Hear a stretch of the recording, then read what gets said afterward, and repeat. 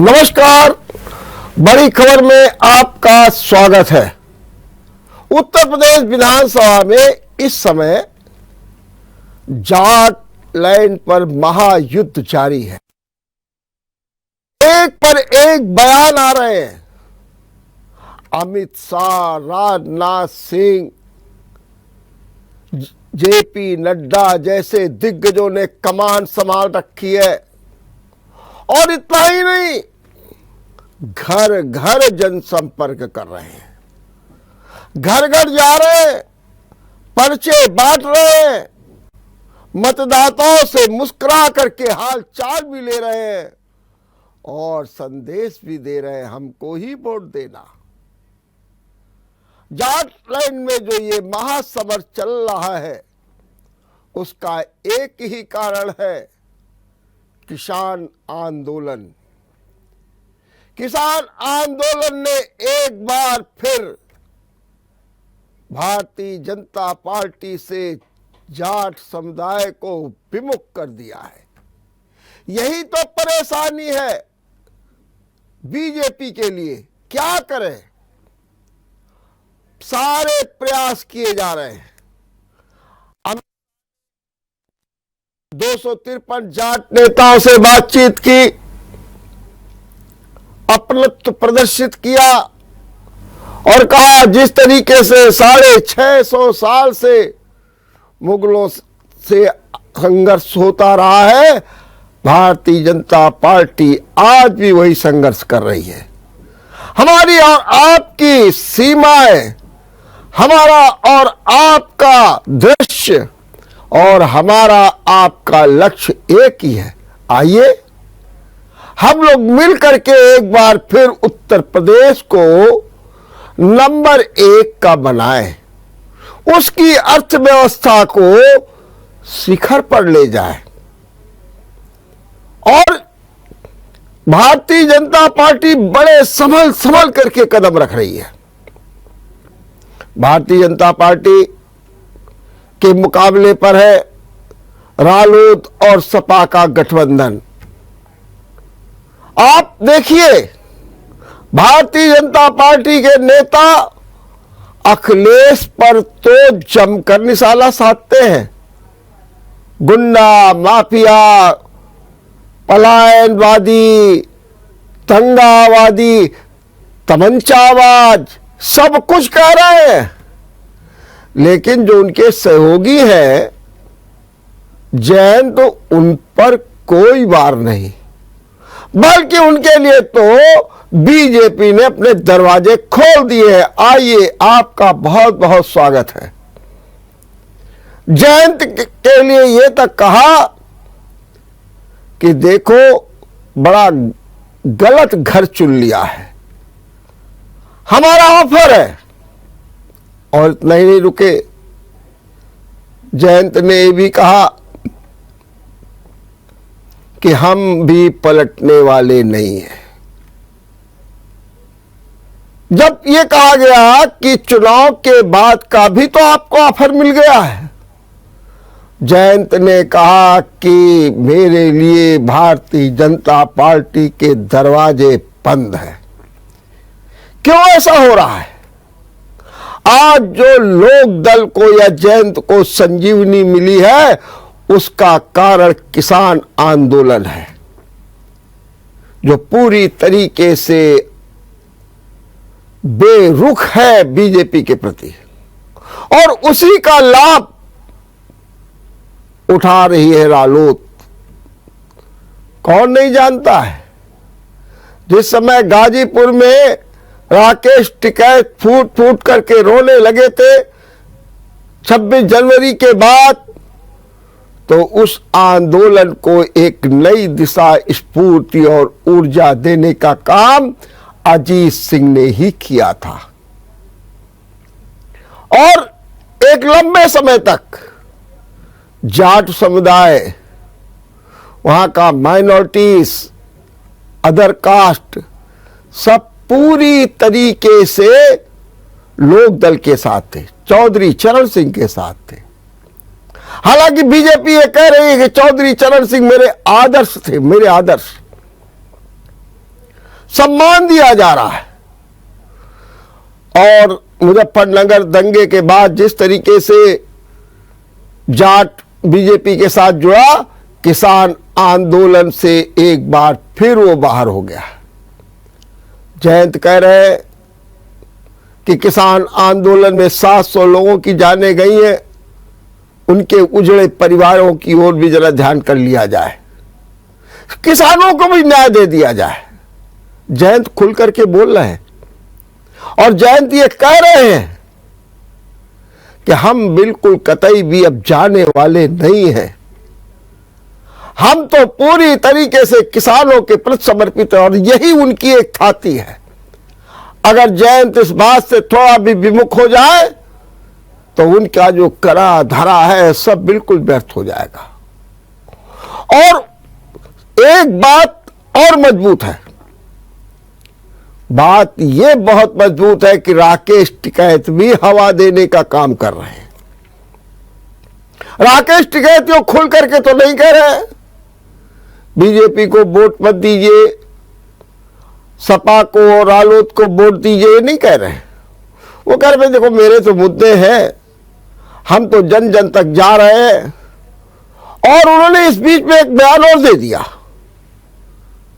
सरकार से हमारा जो वादा हुआ था मांगों को पूरा करने के लिए, वो मांगे पूरी नहीं की गई। मतलब जो सरकार और किसानों के बीच में लाइन खींची है वो और चौड़ी होती चली आ रही है। और राकेश टिकैत क्या कह रहे हैं, 31 जनवरी को हम प्रदर्शन करेंगे, हर जगह प्रदर्शन करेंगे, डिस्ट्रिक्ट्स में जिलाधिकारी क्या प्रदर्शन करेंगे, एसडीएम क्या प्रदर्शन करेंगे और हम अपनी मांगों को बुलंद करेंगे।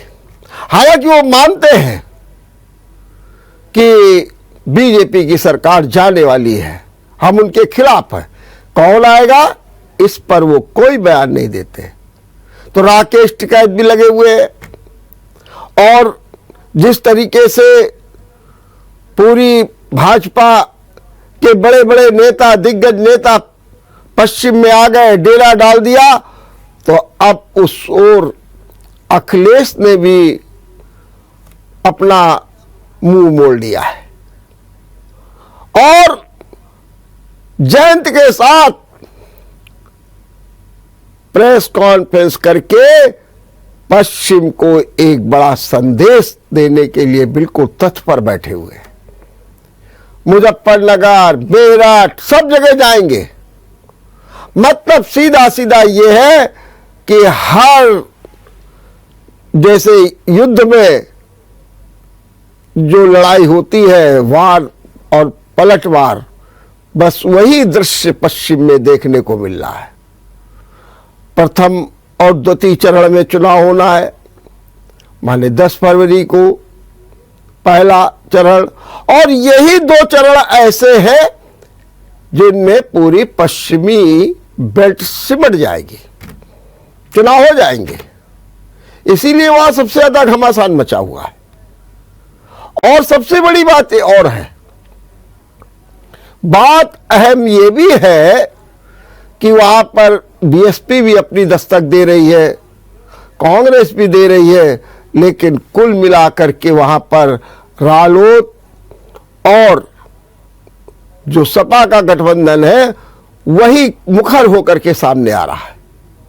ये एक बड़ी बात है और यही बड़ी बात बीजेपी की परेशानी को बढ़ा रही है। तो ये भी देखिए, अगर जाट का वोट बैंक देखें तो मात्र 3% है, लेकिन उस बेल्ट में 130 सीटों पर प्रभाव डालता है। और पिछले बार क्या हुआ था, 2014 में क्या हुआ था, 2017 में क्या, 19 में क्या हुआ, एक तरफा बीजेपी को लाभ मिला।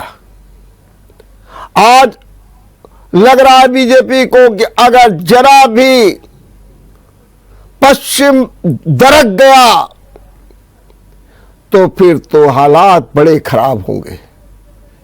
इसीलिए सभी प्रकार के डेरे डाले जा रहे हैं, संवाद का एक नया सिलसिला शुरू किया गया है। और देखना यह है कि ये पश्चिम का महासमर कहां और किस स्थिति में जाता है। क्या वास्तव में बीजेपी अपनी रणनीति में सफल रहती है, या बीजेपी को और कौन कौन से मुद्दे उठाने पड़ेंगे। सबसे पहले मुद्दा उठाया गया कैराना का, कि वहां पर पलायन हुआ, पलायनवादी को टिकट दे दिया गया, गुंडे को टिकट दे दिया गया, माफिया को टिकट दे दिया गया, दंगाइयों को टिकट दे दिया गया, सब कुछ उठाया गया मुद्दा। और अब घर घर किसानों को, विशेषकर उनके जो रूप में है जाट समुदाय, उनको मनाने की कोशिश है। और एक बात और भी है, राजनीतिक विश्लेषक कहते हैं कि कुल मिलाकर के जाट समाज का रुख बीजेपी के खिलाफ दिख रहा है। और जाट समुदाय की एक खास विशेषता है, विशेषता यह है एक तरफा वोट गिरता है, एक तरफा, वहां कोई नहीं है। लेकिन कुछ विश्लेषक कहते हैं कि शायद जिस तरीके से अमित शाह, राजनाथ सिंह और जेपी नड्डा, इसके पहले प्रधानमंत्री ने पश्चिम को झकझोर दिया है, उससे संभव है कि थोड़ा बहुत वोट इधर उधर भी हो जाए, माने वोटों में सेंधमारी हो जाए। लेकिन अब तक का तो इतिहास यही रहा है कि एक तरफा वोट गिरा है। अब इस बार क्या नया समीकरण बनेगा, क्या नया इतिहास रचा जाएगा, क्या वास्तव में एक बार फिर रालोद को नया जीवन मिल जाएगा, उसका पुनर्जीवन हो जाएगा, ये सब देखने को तो मिलेगा 10 मार्च को। लेकिन इस समय अटकलों का, सियासी दांव पेच का, चर्चाओं का, बहस का, विमर्श का बाजार पूरी तरीके से गर्म है। भारतीय जनता पार्टी ने बड़ी तत्परता के साथ जिस तरीके से प्रचार में अपने को नंबर 1 पर रखा, वही गति बनाए हुए है। ये बात बिल्कुल सही है। चाहे सोशल मीडिया में ले लीजिए, चाहे प्रचार में ले लीजिए, चाहे इंटरनेट में ले लीजिए, चाहे ट्विटर पे ले लीजिए, हर जगह, और चाहे मीडिया का कोई स्वरूप ले लीजिए, और चाहे प्रबंधन में ले लीजिए, बीजेपी सबसे आगे चल रही है। आज बीजेपी ने अपने 91 प्रत्याशियों की सूची जारी कर दी। अधिकांश सीटें पर जो है स्थिति फाइनल कर दी। और कानपुर देहात, भोगनीपुर सीट जो लंबित थी, उसमें राकेश सचान को टिकट दे दिया गया, माने विनोद कटियार का टिकट काट दिया गया। विनोद कटियार विवादित हो गए थे, नए की तलाश थी। इसी बीच कांग्रेस से जंप करके राकेश सचान बीजेपी के पाले में चले गए। बीजेपी ने उनको स्वागत किया, क्योंकि ये बात सही है कि राकेश सचान ने का कद राजनीतिक तौर पर काफी मजबूत है, और उनकी जो है फतेहपुर और कानपुर देहात दोनों में पकड़ है, कानपुर ग्रामीण में भी पकड़ है।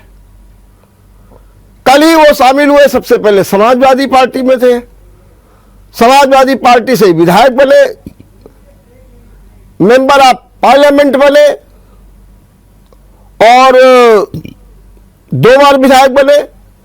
लेकिन कांग्रेस में चले गए। जब कांग्रेस में भी गए तो सीधे प्रियंका गांधी की जो टीम थी वहां तक पहुंच गए।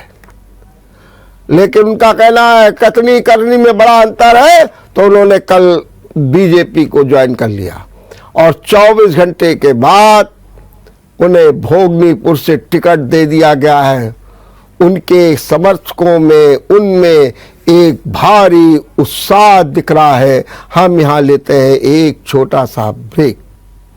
ब्रेक के बाद आपका एक बार फिर स्वागत है। इन दिनों उत्तर प्रदेश विधानसभा में नामांकन प्रक्रिया बहुत तेजी के साथ चल रही है।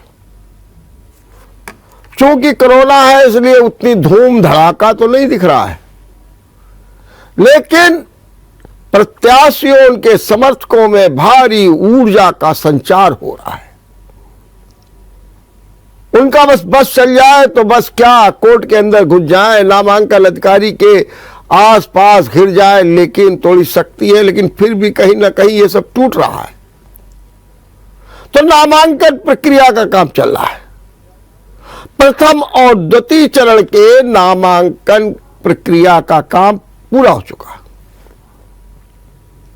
वहां सिंबल भी बट गए, कोई विवाद नहीं है। प्रचार कार्य भी तेजी शुरू हो गया, क्योंकि अब मुश्किल से मतदान के 10 दिन रह गए, क्योंकि 48 घंटे पहले प्रचार बंद हो जाता है।